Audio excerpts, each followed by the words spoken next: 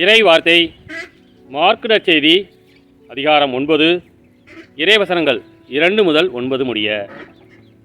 அக்காலத்தில் இயேசு பேதுருவையும் யாக்கோபையும் யோவானையும் அழைத்து ஓர் உயர்ந்த மலைக்கு அவர்களை மட்டும் தனியாக கூட்டுக்கொண்டு போனார். அங்கே அவர்கள் முன் அவர் தோற்றம் மாறினார்.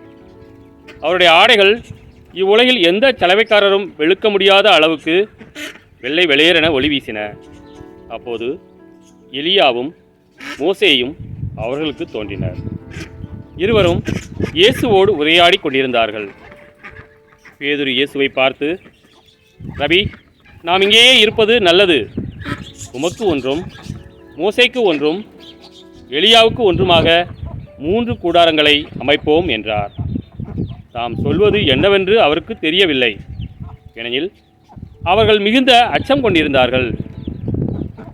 அப்போது ஒரு மேகம் வந்து அவர்கள் மேல் நிழலிட, அந்த மேகத்தினின்று, என் அன்பார்ந்த மைந்தர் இவரே, இவருக்கு செவிசாயுங்கள் என்று ஒரு குரல் ஒலித்தது.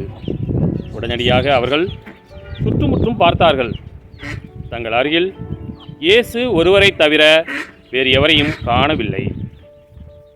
அவர்கள் மலையில் இருந்து இறங்கி வந்து கொண்டிருந்த போது அவர், மானிட மகன் இறந்து உயிர்த்தெழும் வரை நீங்கள் கண்டதை எவருக்கும் எடுத்துரைக்கக்கூடாது என்று அவர்களுக்கு கட்டளையிட்டார். கிறிஸ்துவின் நற்செய்தி.